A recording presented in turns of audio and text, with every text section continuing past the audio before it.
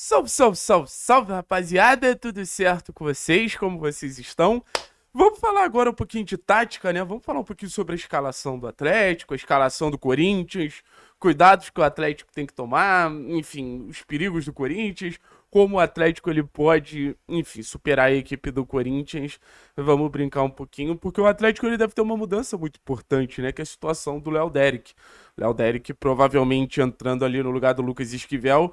E a gente pensa, né? Pô, Benavides e Léo Deric não é uma dupla ruim de laterais, zero.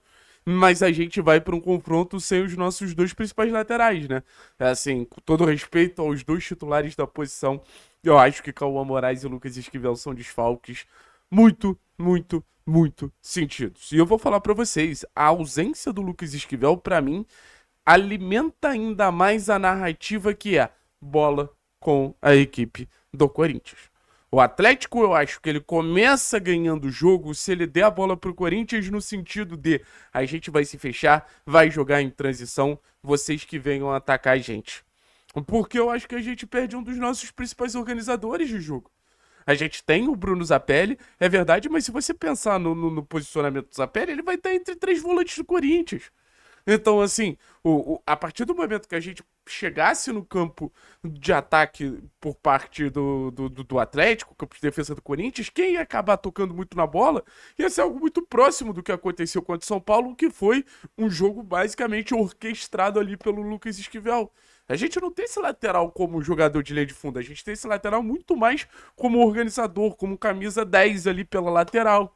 Então, eu acho que a ausência do Esquivel alimenta muito mais a narrativa de você ter Viveiros, de você ter Mendonça, de você ter o Luiz Fernando e o próprio Léo Deric de jogadores para correr. Você pode ter o Luiz Fernando um pouquinho mais por dentro, deixando o corredor pro Léo Deric. Acho legal a gente tentar botar o Luiz nesse entre-espaço, trazer o Léo Deric, sabe? Porque o Corinthians vai tentar sempre deixar uma sobra. Aí você tem aqui o Viveiros. Aí você tem Mendonça aqui nas costas do Bidu, sabe? Aí você tem Zapelli. Então você cria um 5 contra 4 da última linha do Corinthians, que talvez você tenha que recuar um volante, mas você recuando o volante, você traz mais espaço para o Zapelli flutuar numa zona que ele é desequilibrante.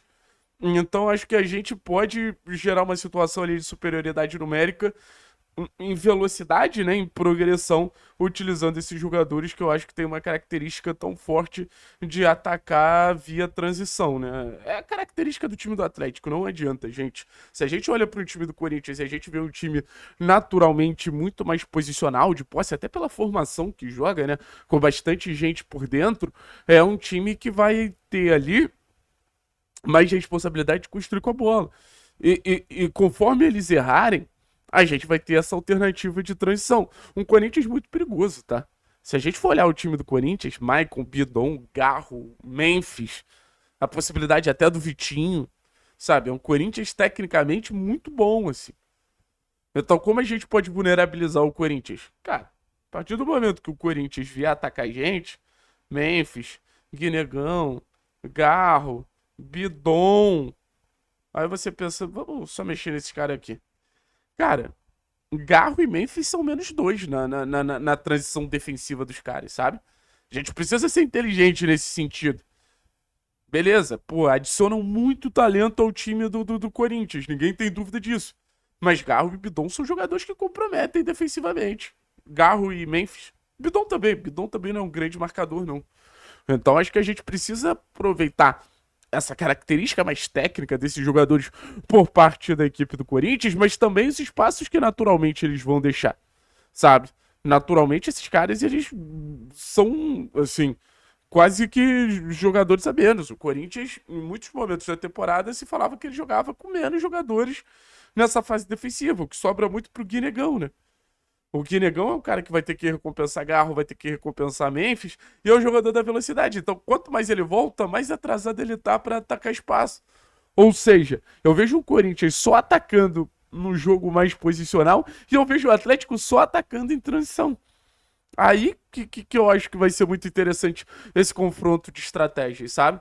Se vai ser um Atlético conseguindo alternativas a partir desse jogo de transição, ou vai ser um Corinthians que vai ter uma iniciativa, ou um Corinthians que vai ter a bola e vai tentar encontrar os espaços e vai tentar fazer com que o jogo aconteça e a partir disso superar a defesa do Atlético.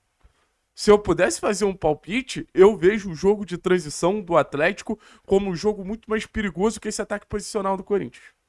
Eu acho que o Corinthians naturalmente teria mais dificuldade de encontrar os espaços para finalizar o gol do Santos, se realmente a opção do Corinthians for essa, do que um Atlético provocando o erro, acelerando, tentando buscar a velocidade do Mendonça, tentando buscar a velocidade do Viveiros, tentando buscar a velocidade do Luiz. Porque ao mesmo tempo que a gente tem Mendonça, Luiz e Viveiros como jogadores que vão ter que ajudar na fase defensiva, são jogadores que conseguem sair muito rápido da defesa e chegar no ataque. E aí você fala de um jogador específico que pra mim é fundamental. Talvez dois, assim. Que é o caso do Bruno Zapelli e do Patrick. Porque a gente fala muito de jogo de transição, linkando a velocidade dos jogadores do ataque, né? A gente fala, pô, a gente tem um ataque de muita mobilidade, a gente tem alternativa de chegar à frente com muitos jogadores que saem rápido da defesa, chegam rápido no ataque. Mas a gente esquece de um detalhe que, pelo menos pra mim, é muito importante. Você precisa desse jogador da bola lançada. Você precisa do arco para que a flecha funcione. E a gente tem no Bruno Zapelli, volto a dizer, principalmente sem o Lucas Esquivel, a maior responsabilidade de ser esse arco, a maior responsabilidade de ser esse lançador, a maior responsabilidade de ser esse cara da bola longa, sabe? E a partir dessa bola longa que a gente vai fazer esses jogadores em progressão fazerem acontecer. É a partir desse passe de ruptura, a partir desse passe progressivo, como falam os sites de estatística, que a gente vai ver Mendonça, Viveiros podendo brilhar, o Luiz Fernando podendo brilhar. Então o Zapelli e secundariamente o Patrick, eles vão ser muito importantes. Acho que o Zapelli ele vai atrair muito a atenção ou do Maicon ou do Charles, que são os jogadores mais pegados ali no meio do Corinthians, mas vai ser um jogo de desafio para o Zapelli buscar fugas, lateralizar, baixar um pouquinho mais para conseguir tirar esse volante de uma zona central e criar alguns desequilíbrios na marcação do Corinthians. Então, assim, muito ansioso pro que o Zapelli ele pode proporcionar. Muito ansioso pelo que o Zapelli ele pode gerar para o time do Atlético. Acho que pode criar várias e várias e várias situações. Então, assim, vai ser um jogo de xadrez como é jogo de Copa, né?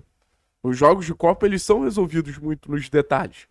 E a gente precisa ficar muito atento aos detalhes. Mas eu acho que só a formação tática já deixa muito claro. Olha como o nosso lado povoa mais e olha como a faixa central do Corinthians é muito mais povoada, né? No final das contas, mostra como existe uma questão tática claramente influenciando o comportamento das duas equipes. O Corinthians buscando um jogo de mais posse e a gente um jogo de mais transições alternativas a partir das corridas para os nossos atacantes. Valeu? Tamo junto, Aras.